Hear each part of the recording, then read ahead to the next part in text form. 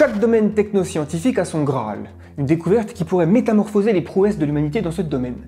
Le secteur de l'énergie convoite la fusion nucléaire rentable, la propulsion spatiale fantasme la vitesse de la lumière ou l'antigravité, et les sciences des matériaux rêvent du graphène. Imaginez ces avancées comme des clés déverrouillant des ramifications de l'arbre technologique. Pour l'électromagnétisme, ce Graal tant recherché est la supraconductivité à température ambiante. Et un article scientifique controversé a justement fait le buzz en juillet. L'instant est donc propice pour évoquer cette clé de la supraconductivité et les portes qu'elle pourrait ouvrir pour le futur de l'humanité.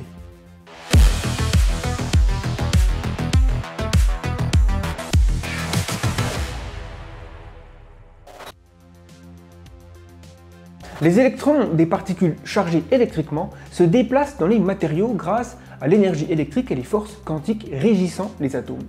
Ce flux, nommé courant électrique, est perturbé par les imperfections du matériau, tel un explorateur bloqué par la jungle. Cette résistance engendre de la chaleur, utile pour toaster des biscottes, mais qui induit des pertes de courant. En France, les lignes à haute tension perdent environ 10% d'électricité à cause de cette résistance dans les câbles, majoritairement en aluminium et en acier. Seulement, un phénomène intéressant se produit lorsque l'on refroidit certains matériaux comme les alliages métalliques. Alors il ne suffit pas d'être juste en dessous du 0 degré, mais plutôt entre moins 118 et moins 269. Des températures qu'on ne trouve nulle part sur Terre si ce n'est en laboratoire. Donc oui, plutôt froid. À cette température, les atomes sont ralentis et les électrons arrivent à se déplacer plus facilement. Associés en paires de Cooper, ces duos synchronisés forment ensuite une onde insensible à la résistance. Résultat, pas de perte de courant, le matériau devient supraconducteur. Au-delà d'une conductivité parfaite, le matériau supraconducteur repousse les champs magnétiques, manifestant un effet de lévitation, l'effet Meissner.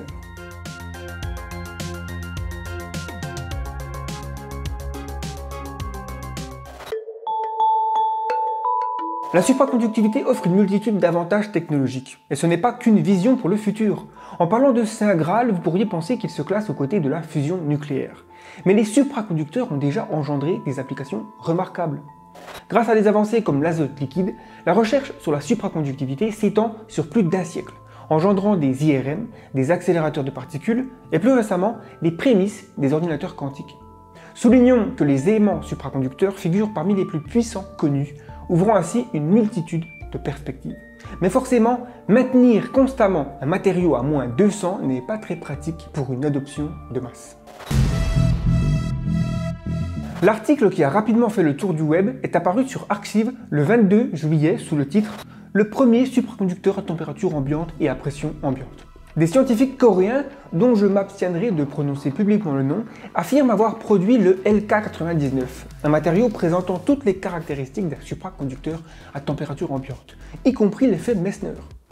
De nombreux experts ont émis des doutes depuis lors, attendant la réplication de l'expérience par les différentes équipes à travers le monde. Une véritable course se déroule pour être le premier à reproduire l'expérience, impliquant des scientifiques sérieux et même des amateurs dans leur garage. Pour l'instant, les résultats sont loin d'être concluants.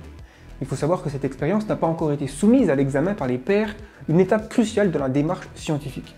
Donc beaucoup de buzz pour pas grand chose et je ne mettrai pas ma main à couper que le LK99 est le métamatériau miracle tant attendu. Tout cela nous rappelle la découverte des neutrinos supraluminiques ou de l'épisode de la fusion froide en 1989 qui s'est révélé être une erreur pour le premier et une fraude pour le second.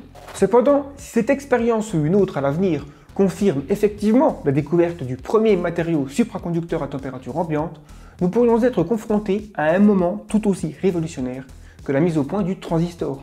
Il est essentiel d'attendre que la validation par les laboratoires sérieux et les débats entre experts se déroulent conformément à la procédure normale.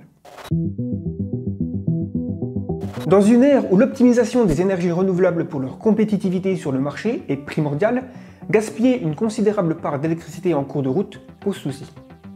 Prenons le solaire. Les déserts, de par leur évidence, sont l'endroit optimal pour les panneaux solaires. Cependant, si près de la moitié de l'énergie captée se perd en raison de la résistance électrique des lignes à haute tension, c'est pas terrible. Des câbles supraconducteurs pourraient presque doubler l'électricité disponible pour une même quantité d'énergie primaire. Des champs de panneaux solaires désertiques pourraient ainsi alimenter bien plus de régions, et même permettre des transmissions transcontinentales. Imaginez des étendues photovoltaïques au Sahara, en Australie ou en Arizona, fournissant de l'énergie aux quatre coins du globe en continu, sans les contraintes jour-nuit. En outre, La construction des centrales nucléaires éloignées des zones habitées deviendrait plus viable, limitant l'impact d'éventuelles catastrophes. Un matériau supraconducteur permet des performances exceptionnelles en termes de stockage d'électricité avec un procédé qui s'appelle stockage d'énergie magnétique supraconductrice ou SMES. En exploitant l'électricité sans résistance, on crée des champs magnétiques puissants. Ensuite, on les piège comme dans un aimant super puissant, libérant de l'électricité à volonté, sans délai. Parfait pour des réseaux électriques nécessitant une réponse rapide face aux fluctuations. Imaginez charger une voiture électrique en quelques minutes, une fois tous les mois, et son téléphone une fois par an. Le SMES conserve également l'énergie très longtemps sans décharge significative. Là, vous vous demandez, pourquoi des fermes solaires transcontinentales avec des kilomètres de lignes à haute tension si on a des batteries magnétiques supraconductrices? C'est une question fascinante montrant comment une technologie offre des solutions contradictoires pour un même défi. Vous avez sûrement déjà vu le train le plus rapide du monde à Shanghai qui pointe à 460 km/h. J'ai eu l'opportunité d'essayer d'ailleurs, et je crois que j'y ai laissé un bout de cerveau. En tout cas, cette vitesse est obtenue par la technologie maglev, ou lévitation magnétique. Et vu que les supraconducteurs sont connus pour l'effet Meissner, cela pourrait révolutionner les trajets longue distance suprasoniques. Et si on se projette, il n'est pas exclu que d'autres choses pourraient léviter dans le futur. Les voitures, les skateboards bien sûr, mais peut-être carrément des bâtiments entiers. Mais là, il faudra aussi des énormes boucliers électromagnétiques, car bonjour les interférences. Tout ce qui a été cité s'applique également pour nos activités spatiales. Des batteries efficaces seraient idéales pour des colonies afin de pallier à l'intermittence du photovoltaïque. Et vu que l'espace est froid, il est moins nécessaire d'avoir un supraconducteur à température terrestre. Côté propulsion, là aussi, révolution possible. La démocratisation de l'espace passera obligatoirement par une baisse des coûts d'entrée en orbite. Et si on rêve grand, des matériaux supraconducteurs ambiants permettraient d'envisager des ascenseurs spatiaux, voire le mass drive, une sorte de catapulte magnétique. Et pour finir, une civilisation avancée maîtrisant des matériaux supraconducteurs aurait bien plus facile de s'adonner à des projets de mégastructures comme un anneau orbital. Car en disposant par exemple de piliers d'Atlas, un concept futuriste de support contenant des particules magnétiquement accélérées créant des forces de répulsion, les projets d'architecture pourraient résister à des forces de compression qui dépassent largement les limites connues des matériaux conventionnels, ouvrant la porte à des structures s'élevant à des kilomètres. J'ajoute aussi qu'un matériau supraconducteur ambiant pourrait révolutionner l'informatique en permettant des performances bien plus grandes sans se soucier de la chaleur. Les ordinateurs quantiques, les scanners IRM, les microprocesseurs, les communications à distance et tout ce qu'on ne peut pas prévoir. Révolution dans tous les domaines presque, tu vois ce que je veux dire quoi, le truc de fou quoi. Pour conclure, les supraconducteurs à température ambiante ne violent aucune loi de la physique. Ce sont des matériaux qui devraient exister dans l'arbre technologique.